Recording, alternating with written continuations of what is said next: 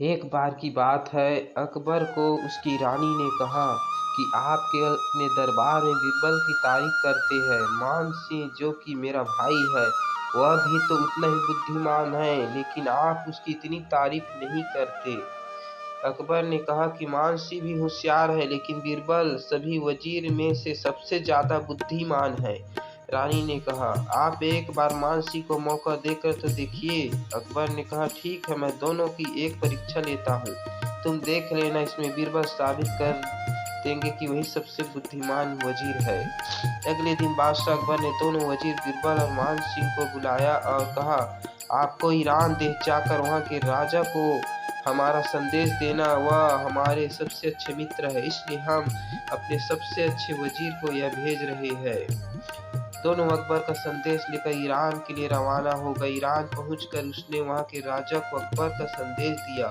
संदेश पढ़कर वह हैरान हो गया, क्योंकि उसमें दोनों वजीर को फांसी की सजा देने के लिए कहा गया था। राजा ने अपने वजीर से इस बारे में चर्चा की। वजीर ने बोला, शायद ये दोनों वहां पर बहुत प्रसिद्ध हो, इसलिए अकबर ने उनको वहां फांसी नहीं दी। राजा ने भी सोचा शायद ऐसा ही हो, इसलिए अकबर ने हमें यह संदेश भेजा है। ईरान के राजा ने बीरबल और मान सिंह के बंदी बनाकर कल सुबह फांसी देने को बोला। मान सिंह यह सुनकर बहुत दुखी हो गया, फांसी न देने के लिए गुजारिश करने लगा, लेकिन सैनिक दोनों को बंदी बनाकर जेल में ले गए। जेल में जाकर भी मान सिंह बहुत दुखी था। उसने बीरबल को बोला, हमको कल सुबह फांसी होने वाली है और तुम शांत बैठे हो। दरबार में भी तुमने ईरान के राजा से कोई फरियाद नहीं की। बीरबल बोला, तुम शांत हो जाओ, कल हमें फांसी नहीं होगी, मैं एक तरकीब बताता हूँ।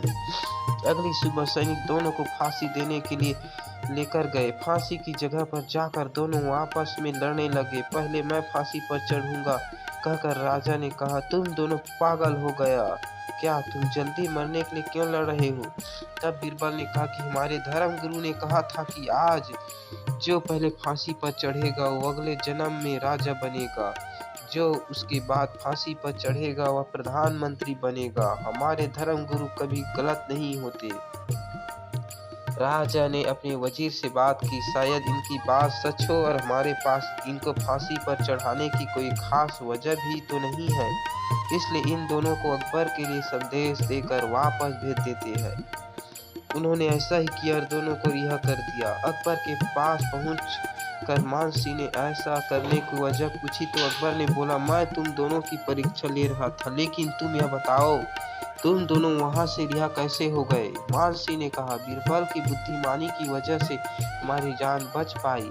अकबर ने बोला, मैंने एक सैनिक बाद में दूसरे संदेश के साथ भेजा था। यदि वह तुमको फांसी पर लटकाने लगते तो सैनिक संदेश को ईरान के राजा को दे देता। इसके बाद सबने बीरबल की बुद्धिमानी की तारीफ की और रानी ने भी बीरबल की तारीफ की।